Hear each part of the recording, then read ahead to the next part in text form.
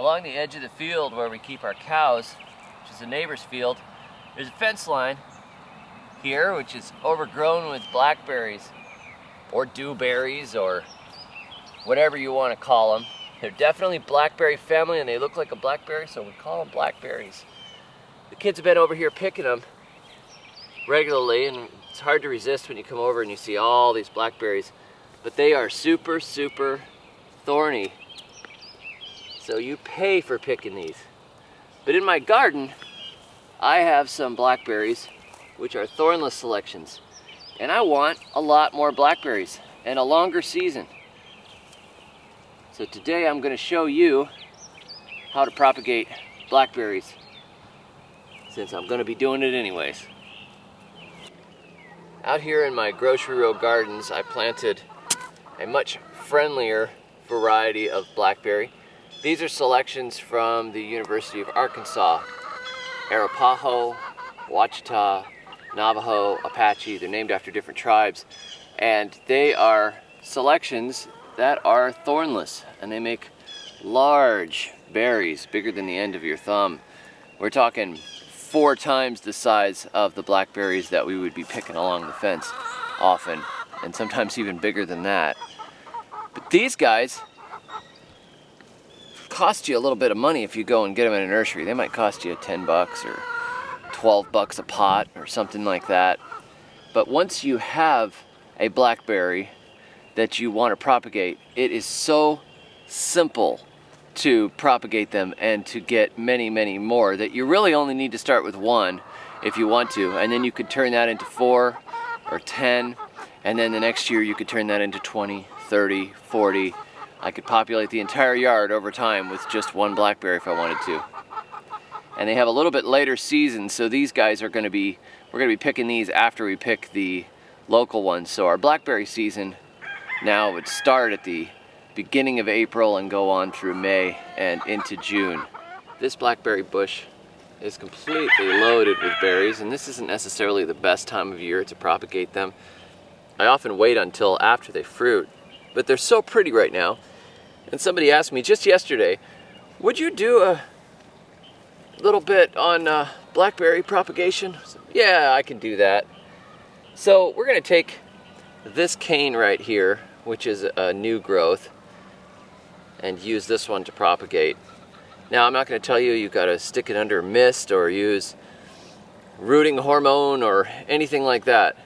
All you got to do is this.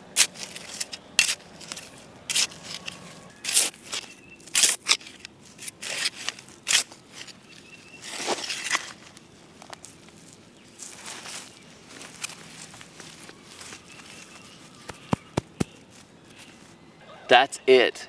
Isn't that weird? Take the tip of a growing blackberry, just take the end, bury it in the ground. All that new growth that's going into creating leaves and cane really rapidly, suddenly the plant switches gears and says, wait a minute, this new growing area is underground.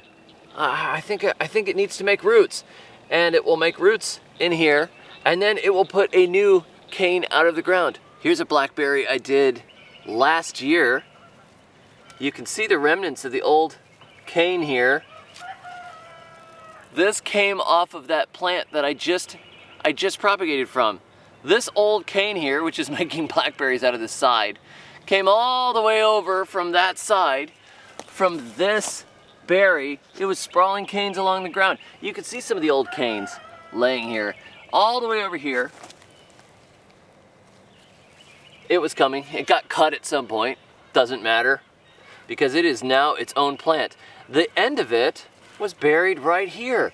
And you can see the growth bud just grew me a new plant. So if I wanted, I could just dig this up and put it somewhere else. But I actually put it right where I wanted it, right in the middle of this bed. I just put it about 5 feet away from the other one. The cane was sprawling over here, buried the end of it, and it grew a new plant. And that's how simple it is. And then this will be fruiting for me this next year. And it is fruiting along this old branch. It's funny, it thinks it's time to fruit, but this brand new plant could be potted up and it could be, the edges of it could be buried in another couple of months, and I could keep walking it down. I'll get, 6 feet of growth on this thing easily this year, and that growth, each one of these canes that's coming out of the side, I could turn around and bury it all around like an octopus, and have 6 or 8 or 10 or more other blackberries around here. I could bury them along the edges of the path, bend all the canes down, and start a bunch of them. So if we were paying $10 per plant, the first year I've got a $10 plant. The next year it's got 6 more around it, they're $60. The next year each one of those might have 10 more plants that we could do off of that. $600 worth of blackberries in 2 years. It's not the most efficient way to propagate, which might be taking a whole bunch of cuttings, putting them under mist, carefully putting rooting hormone on them and putting them in cell trays and that sort of thing, which can be done, but for sheer simplicity and, oh, I happen to be out in the garden, how about I just print $10? Boom! Bury the end of one of these suckers in the ground. There's $10. I'll dig that 10 bucks up later.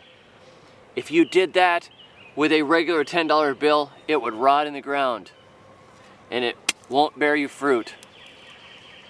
So I hope you enjoyed that. It's super simple. If you want to learn more about plant propagation and all kinds of tricks and tips and method, check out my book, Free Plants for Everyone, The Good Guide to Plant Propagation, in which I tell you how to make thousands and thousands of dollars by basically just helping the plants do what they want to do. Anyways, Free Plants for Everyone. I'll put a link in the description. Thanks for watching. Catch you all soon. And until next time, may your thumbs always be green. Sitting here worrying in the backseat of a car, worrying about the driver and hoping we aren't going far. 'Cause I don't have a seatbelt and don't